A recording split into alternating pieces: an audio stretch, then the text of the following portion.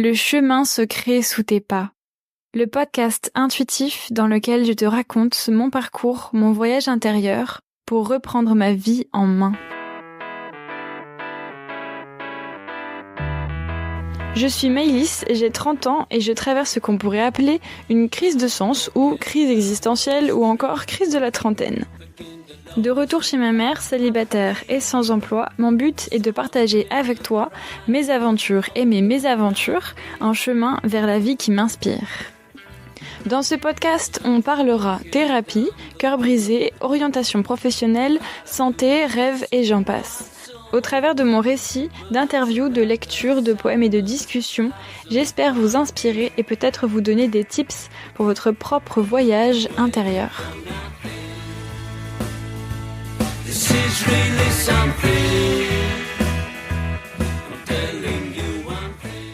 Dans cet épisode, je vous partage le début de cette année. Ce moment où je sens le vide me happer et les peurs qui viennent avec. On parle de ce que cette crise vient nous révéler et ce qui se cache derrière. Bonne écoute! Janvier 2024, je viens juste de revenir chez ma mère et j'ai mis toutes mes affaires dans un box. J'ai plus de maison du coup. Mon travail, je devais le commencer à peu près vers ce là et en fait il se trouve que le restaurant dans lequel je devais travailler est inondé. Donc je ne vais pas pouvoir commencer à travailler. Oui, parce que je suis cuisinière en fait. Je suis cuisinière de métier et j'ai eu mon entreprise pendant 2 ans que j'arrête du coup en décembre 2023 suite à des problèmes de santé. En fait, je dis problème de santé, mais on n'est pas très sûr avec les médecins, mais ça ressemble très fortement à un burn-out et d'autres séquelles neurologiques dont on ne connaît pas la cause pour l'instant, mais qui donnent des douleurs dans tout le côté droit du corps et qui m'empêchent d'avoir un travail physique.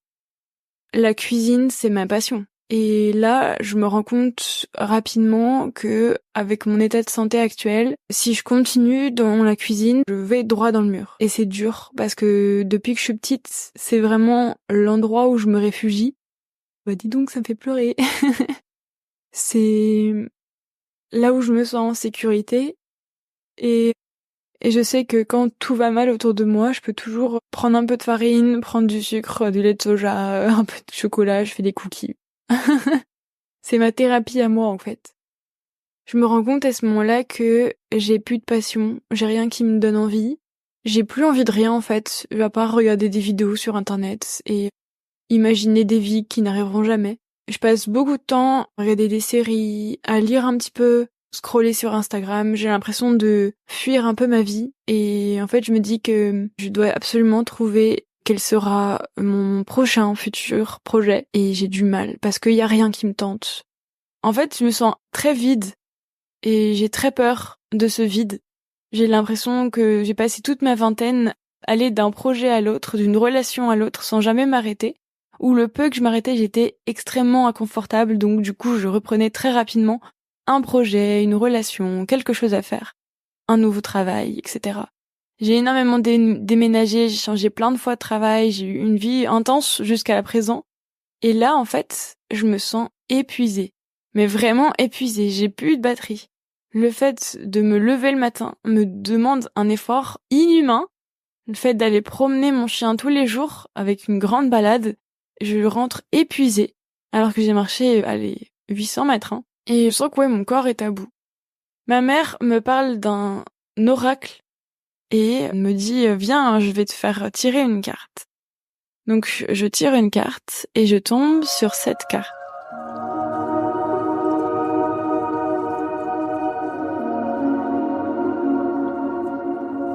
La panthère noire, accepter l'inconnu. La panthère noire glisse silencieusement dans les marécages, ses yeux dorés captant la lumière des étoiles et sa sombre fourrure ondulant sans bruit par-dessus les muscles tendus d'une démarche furtive.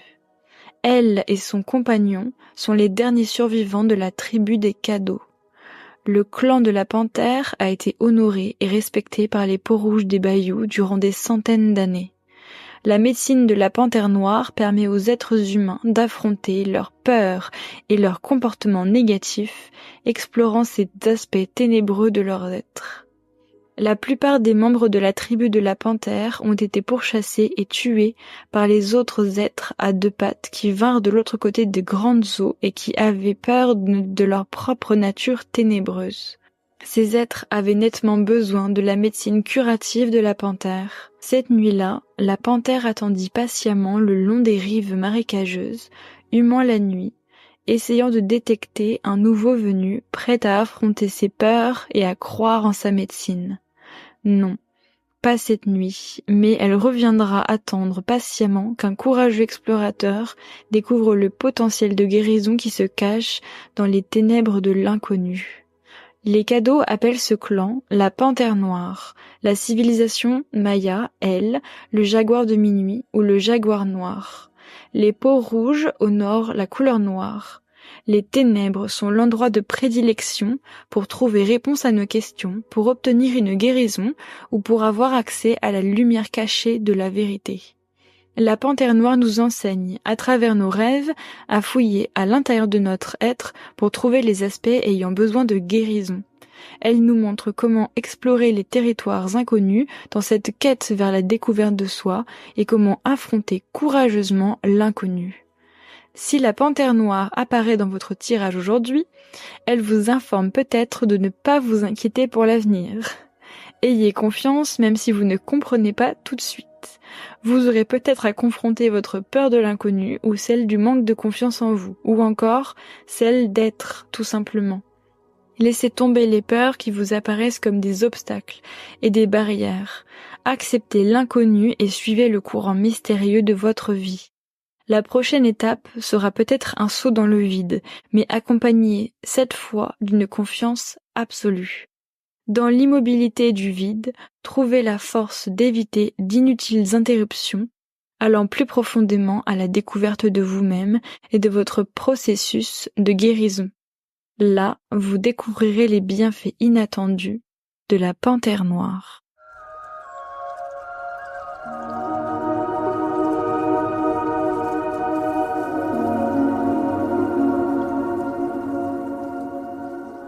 À la lecture de la carte, je comprends que la Panthère Noire m'invite à aller voir au fond de moi ces parties un peu sombres, ces parties un peu ténébreuses que je n'ai jamais été voir, qui sont à guérir et que de cette guérison il leur ressortira quelque chose.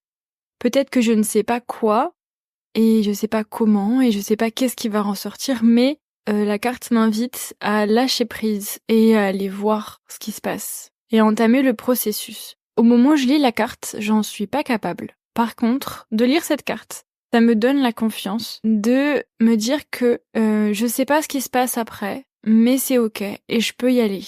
À ce moment-là, je décide de lâcher les dernières résistances qui me restent. Après tout ça, je me retrouve du coup célibataire et je me retrouve aussi sans travail. Vivant chez ma mère, je viens de fêter mon anniversaire, donc là on est fin février. Ça s'est passé sur plusieurs semaines, tout ce dont je vous parle, ça s'est pas passé du jour au lendemain. Et je décide d'aller poser des questions. Je veux essayer de comprendre ce qui se passe dans ma vie, pourquoi j'en suis arrivée là et comment j'en suis arrivée là. Donc je décide d'aller interviewer quelqu'un que je connais très bien. Je vous laisse la découvrir.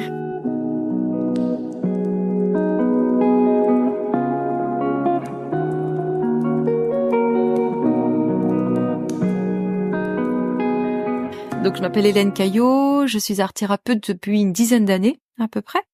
Mon objectif en fait, c'est de pouvoir accompagner les personnes pour qu'elles puissent rentrer justement en contact avec qui elles sont profondément.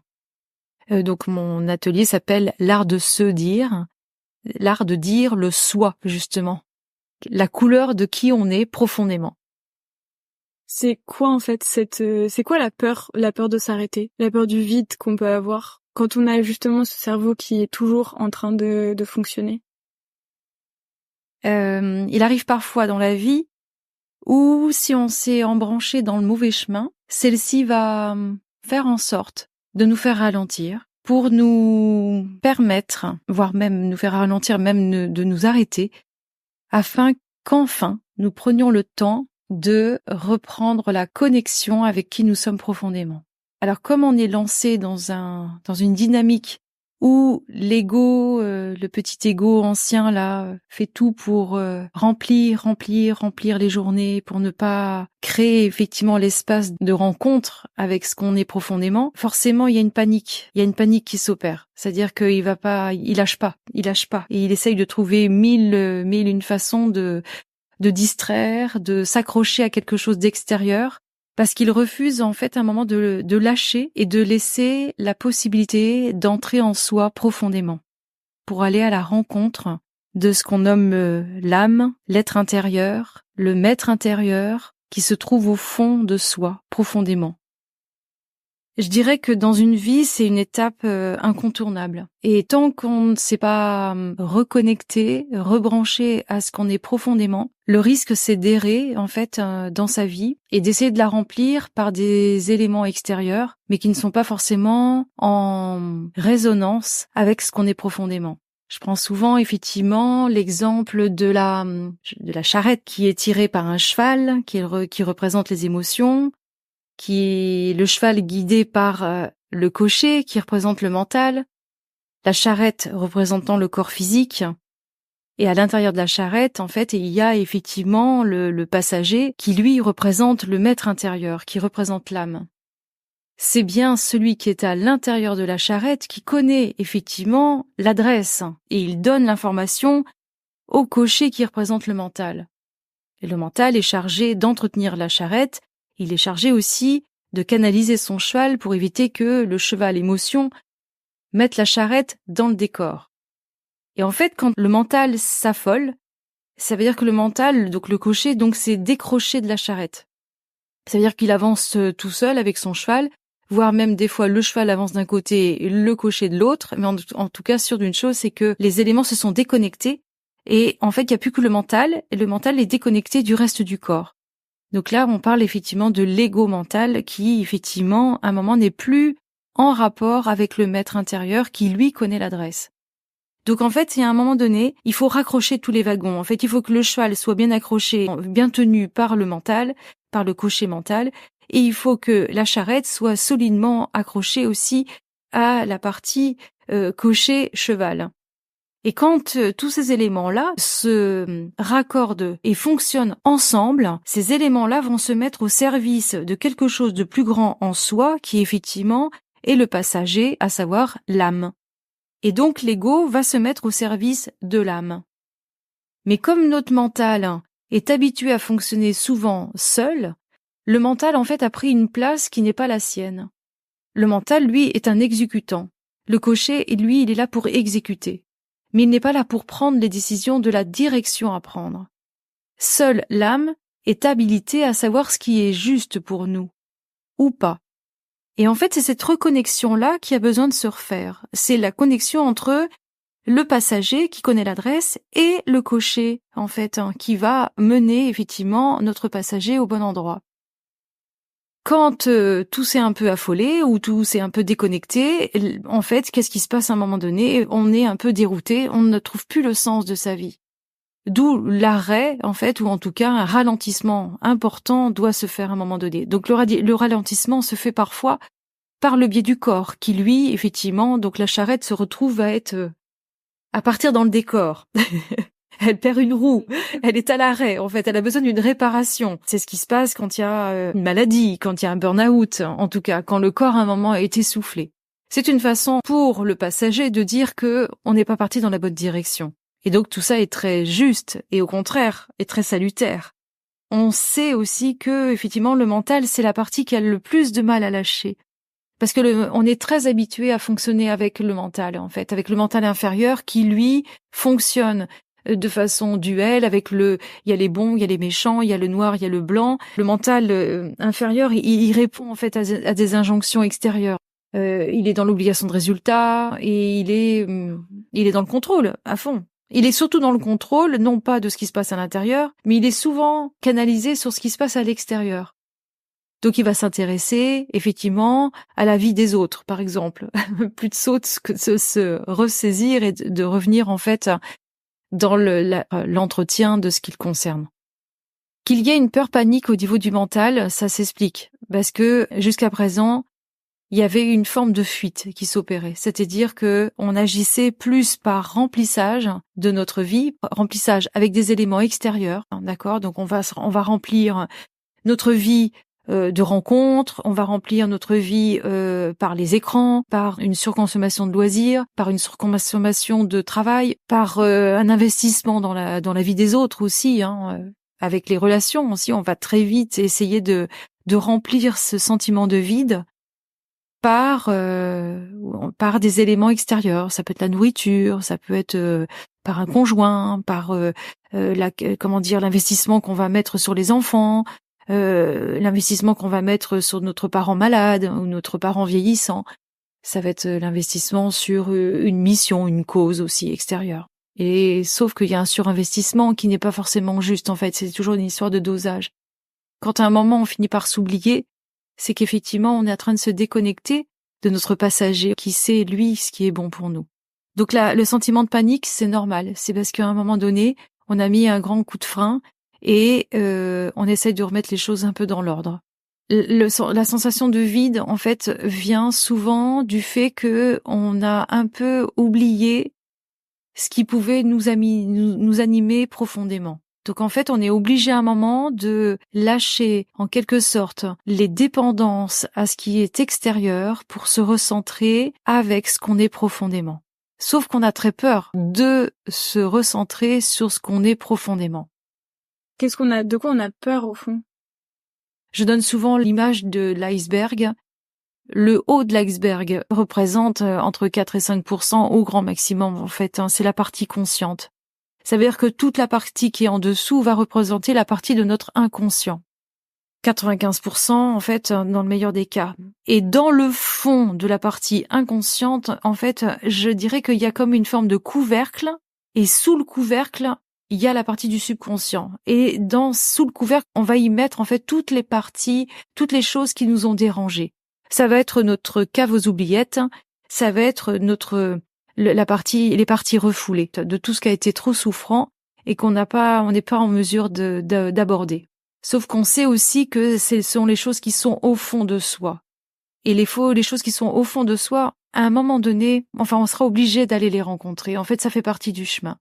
Je donne aussi cette image c'est comme si dans la partie consciente, on était dans le petit chemin ou dans le champ qui est à côté du bois. Quand on rentre dans le bois, on franchit la ligne entre le conscient et l'inconscient. Et forcément, quand on est dans le champ, on est en pleine lumière.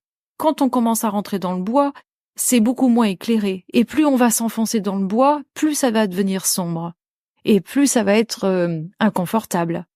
Et je dirais même que plus on va aller au fond du bois, ça va être encore moins éclairé. Et on va rencontrer effectivement des zones qui sont pas forcément confortables, en fait. On va rencontrer des endroits où il y a eu de la souffrance, en fait. On va rencontrer des endroits de notre histoire émotionnelle où il y a des choses qui ne sont pas encore guéries.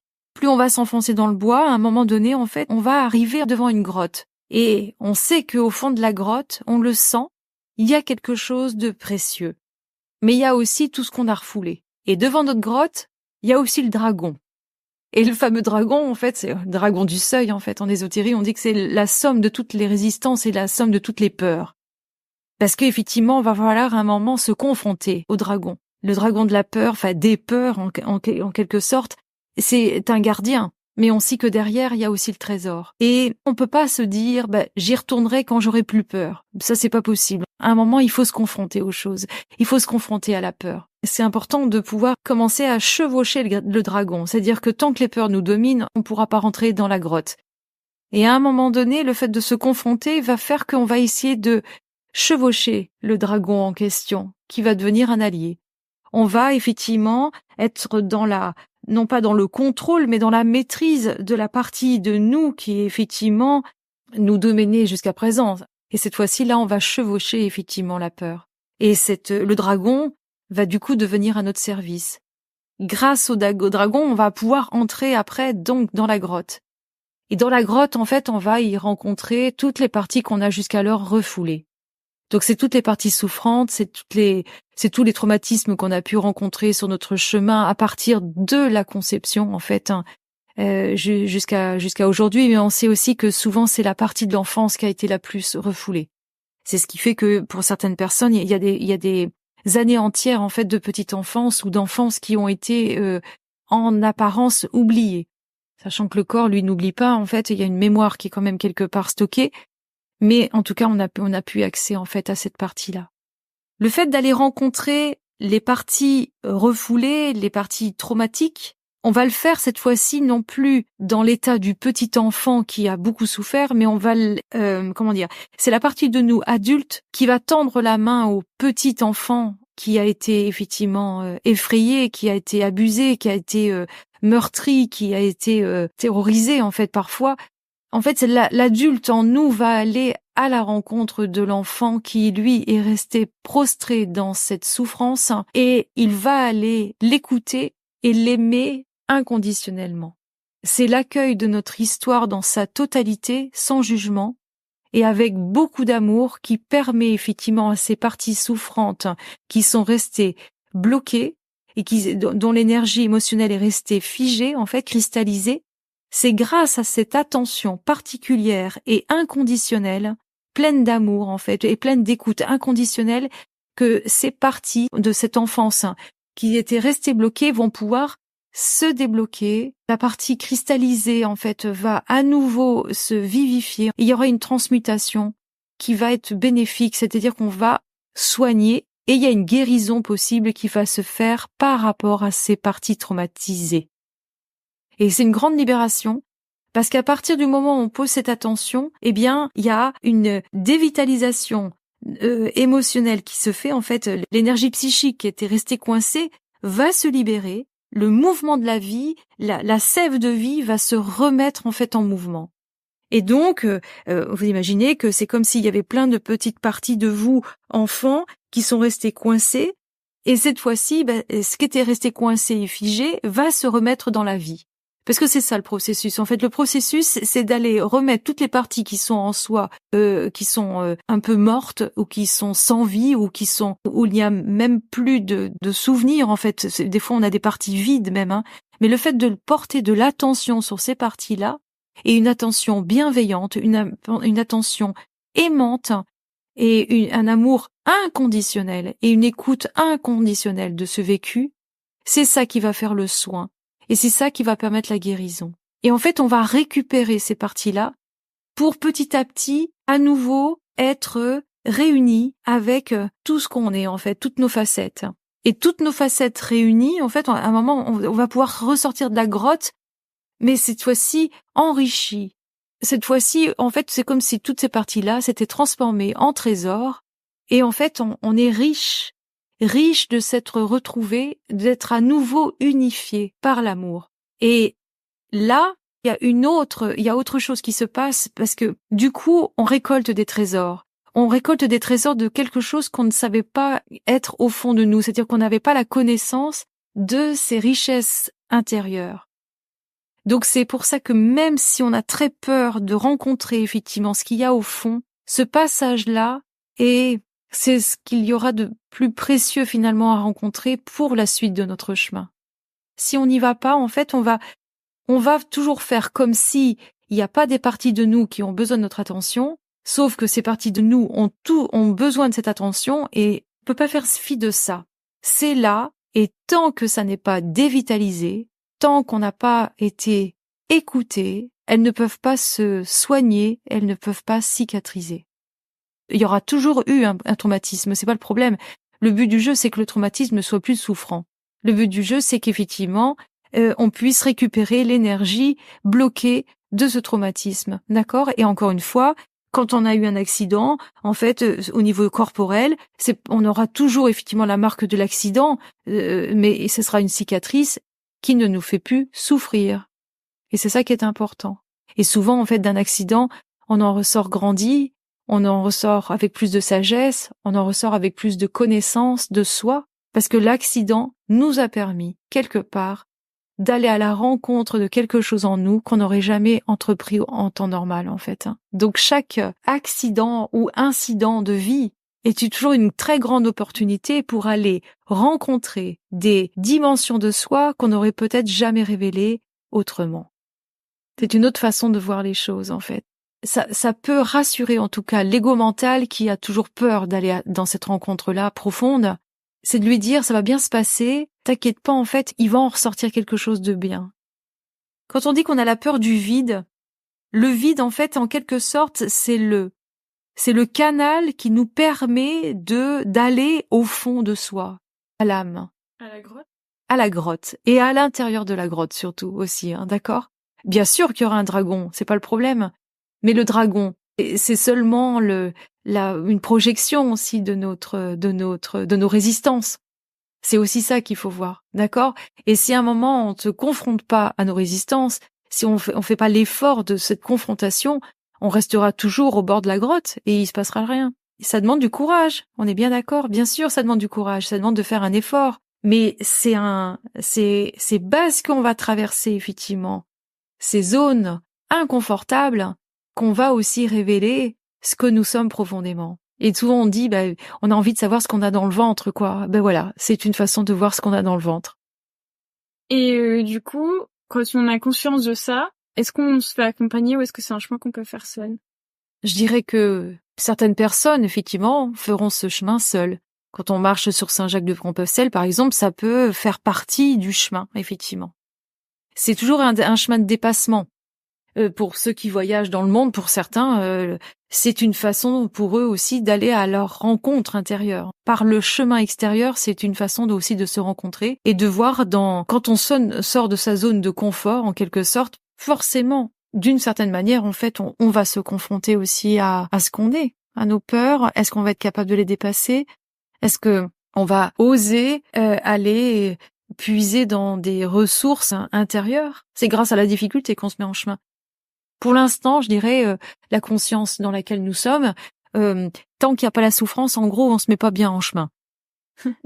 Mais du coup, est-ce qu'on peut se faire accompagner et qu'est-ce que tu conseilles par rapport à ça? Alors, je conseille rien. Je pourrais seulement vous dire, essayez d'écouter, en fait, ce qui est juste pour vous, tout le temps. Je dirais que quand même aujourd'hui, un accompagnement thérapeutique, quel qu'il soit, là, le but du jeu, c'est d'aller là où on sent les choses, où on sent les personnes. Il faut sentir qu'à un moment, il y a une connexion qui se fait d'âme à âme, en fait. C'est ça qui est important. C'est vrai que les accompagnants, en fait, en thérapie, beaucoup, en fait, ont fait le chemin d'aller jusqu'à la grotte et d'entrer dans la grotte. Certains n'ont pas fait ce chemin. Tout dépend de ce que vous voulez faire, en fait. Si vous voulez un pansement, on reste sur l'iceberg, le haut de l'iceberg. Mais si vous avez envie d'aller dans les profondeurs, il faut que vous rencontriez effectivement quelqu'un qui soit allé dans ces profondeurs-là, en fait. Il peut pas vous emmener dans un endroit si lui-même ne l'a pas pratiqué. Ça, c'est fondamental. C'est important que vous écoutiez vraiment ce qui vous résonne, ce qui est juste pour vous. Là où vous sentez que l'autre, il peut m'aider à aller jusque-là, en fait. En tout cas, il peut être à côté de moi. Le but du jeu, c'est pas qu'il vous prenne dans les bras, hein. C'est pas ça qu'il faut pas qu'il vous porte. Mais en tout cas, sa présence bienveillante, parce qu'ils peuvent vous aider aussi à mettre de la conscience, en fait, sur vous êtes en train de rencontrer.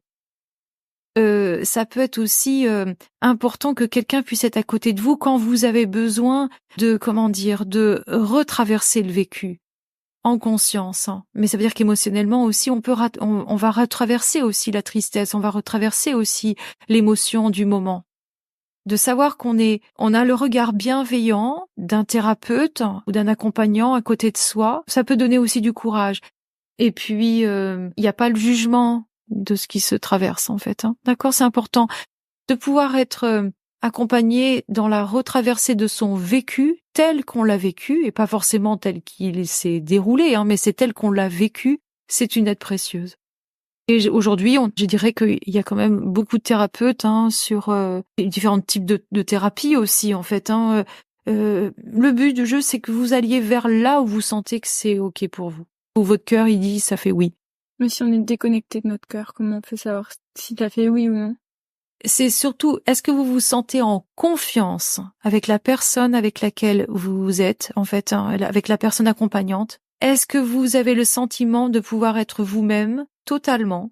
Est-ce que vous avez le sentiment d'être entendu, d'être écouté inconditionnellement? Ça, c'est important. Parce que s'il n'y a pas cette écoute inconditionnelle, s'il n'y a pas ce respect, si des réserves, ou si vous avez un doute, il y a un doute. Faites-vous confiance. S'il y a un doute, c'est parce qu'il y a quelque chose qui est pas complètement OK. D'accord? Alors des fois, il y a des gens qui disent oui, j'ai essayé, mais ça n'a pas marché. Ben oui, parce que des fois, ça marche pas du premier coup.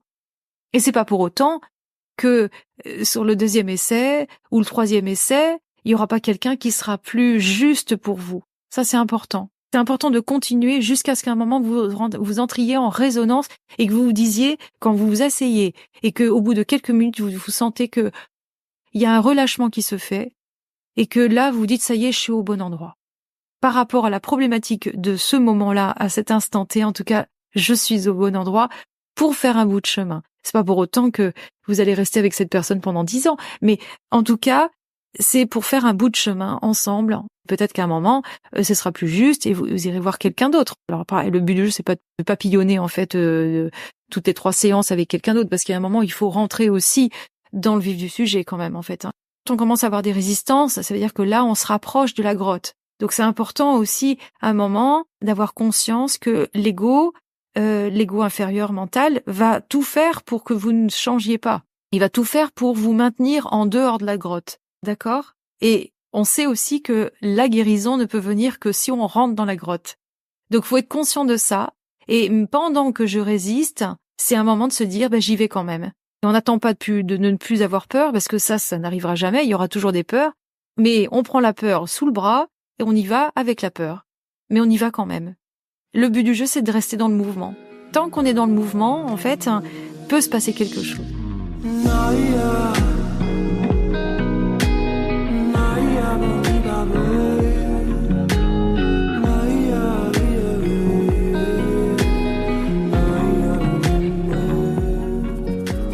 Je viens de faire le montage et je me suis arrêtée à l'interview pour voir ce que ça donnait. Et en fait, je viens de comprendre plein de choses. La charrette dont parlait Hélène Caillot au début, c'est vraiment ça. C'est-à-dire que moi, j'ai la charrette qui marche, enfin il y a 2 roues qui fonctionnent plus. Le cocher s'est barré et le cœur il est là en mode moi je connais la direction mais il y a plus personne pour m'y rendre. Donc je fais comment? Et après si je reprends la 2e métaphore qui est celle de la forêt puis de la grotte, en réécoutant ce que je disais tout à l'heure, enfin ce que je disais en début d'émission, je me rends compte que la cuisine est un endroit où je me réfugie depuis que je suis petite. Et le mot, ça me donne des émotions encore, mais je vous assure, c'est super thérapeutique de faire ça. Les mots choisis sont durs, parce que je me dis, si je me réfugie de quelque chose, ça veut dire que il y a eu quelque chose qui s'est passé, ou en tout cas j'avais besoin de me réfugier quelque part. Et je sais pas quoi, parce que même maintenant, je vous assure que de mon point de vue, j'ai eu quand même une enfance plutôt heureuse, donc je sais pas pourquoi j'ai eu tant besoin d'avoir un refuge à un moment dans ma vie, à ce moment-là où ça a commencé.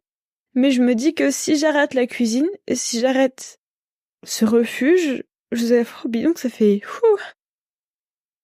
Si j'arrête ce refuge, c'est peut-être pour aller justement voir qu'est-ce qu'il y a derrière et aller justement le dévitaliser et remettre de la vie dedans. Donc là, c'est l'étape de la grotte. Donc moi, j'ai peur d'arrêter la cuisine parce que c'est mon refuge, ça m'évite d'aller voir ce qu'il y a au niveau de l'iceberg, justement.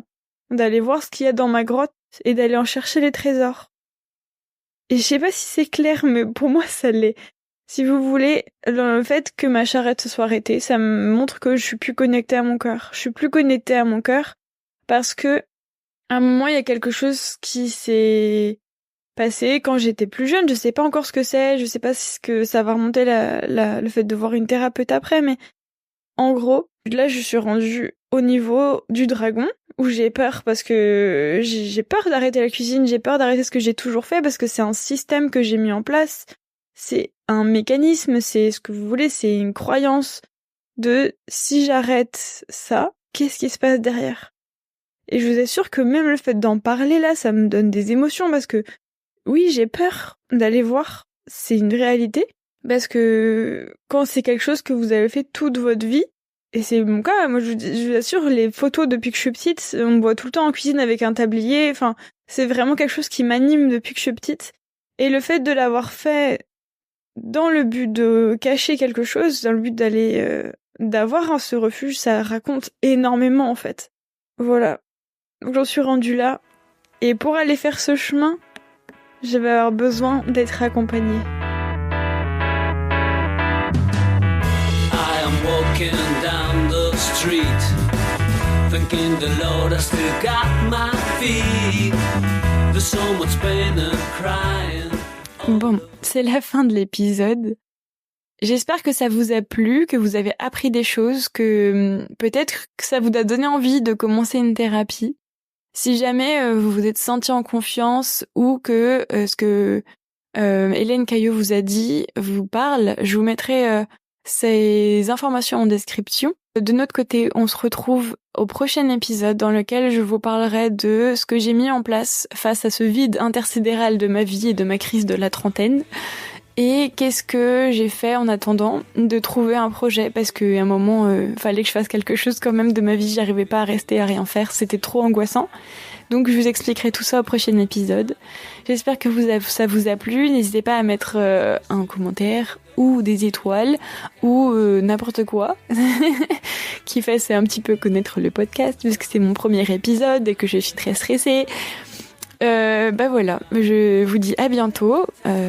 À vos oreilles et bonne journée, bonne soirée ou bon matin. Bye. I'm waiting for nothing. This is really something. I'm telling you one thing. I'm waiting for nothing. Gotta get to the point where the only feel is joy. And we won't keep trying to break each other's hearts. Gotta get to a place where we all can find a space. And the time we need to fix our broken parts of broken